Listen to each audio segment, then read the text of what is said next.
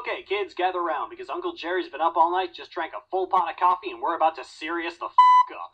Well, probably not. Let's be honest. How many of you take my egotistical posturing seriously? But we are about to discuss a heavy topic, so if you want to leave and go watch any of my other videos, I don't blame you. Alright? Okay, don't say I didn't warn you. So we're going to talk a bit about censorship and free speech. Hey, I see you getting up to leave. You had your chance, you made your bed, and now you're going to sleep in it. Don't make Uncle Jerry get his whipping back.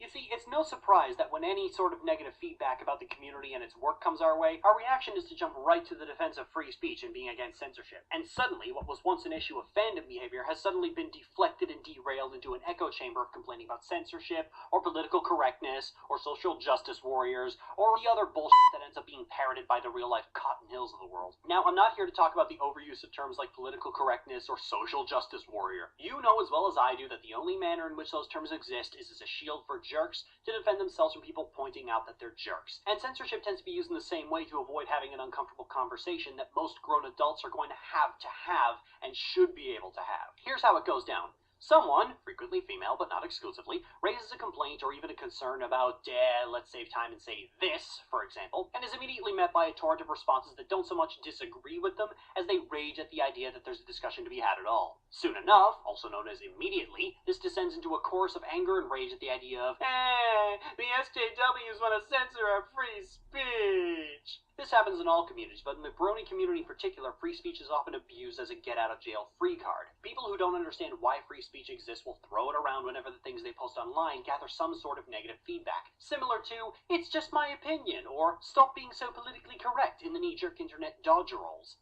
Most of this attitude is born out of a misunderstanding of what censorship actually is. To clear it up, censorship in a modern legal conception means that whenever a person with power uses said power to stifle the expression of another person in a given situation. And that's important to understand. Censorship involves a power dynamic. Only those with power can censor. Only those without power can be censored. Unless someone can use force on you to prevent you from speaking, no censorship is taking place. When people talk about censorship being illegal or unethical, they're usually only talking about censorship of free speech or expression in a public place by the government through force of law. Other forms of censorship are perfectly legal and perfectly ethical. Your parents can say, you can't swear in my house. Your boss can say, you can't wear that shirt at work. A website is allowed to decide what content you can and cannot post on their servers. I, as a content creator, am allowed to dictate what is acceptable in my comment section. But in a public square, on your own time, you're supposed to be allowed to express yourself without the risk of punishment through force of law. But you know what's not censorship?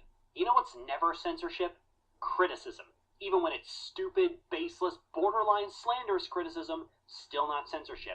Because a critic or a commentator offering a negative opinion on something has no actual power to prevent you from doing whatever you like on the internet. Yes, even if they say this work is racist, sexist, homophobic trash, and should not have been made in the first place. Unless they have the power to make that happen without getting the website's actual owners involved, that's not censorship.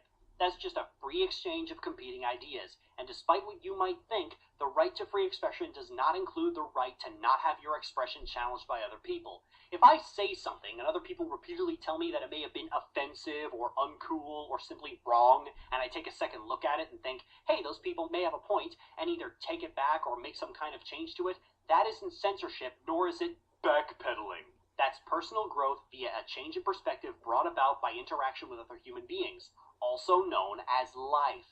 So no, when Tumblr tells you to put tags on your porn, or when someone tells you your shitty attempt at edgy humor wasn't funny, or someone tells you that your comic is sick and disgusting, or if I delete your paranoid delusional comments, or hell, if someone just flat out asks you to take something down that you posted, censorship is not taking place, nor is it being asked for. To suggest that it technically is at best an ignorant false equivalence, and at worst a shameful attempt at derailing a discussion just because it's not going the way you want it to. A more general and open-ended version of the Godwin fallacy. Just like how you have the right to make your shitty little misogyny comic, I also have the right to label you a strange and scary individual whom I would not leave unsupervised around children. And saying that is not censorship, nor are your rights being infringed.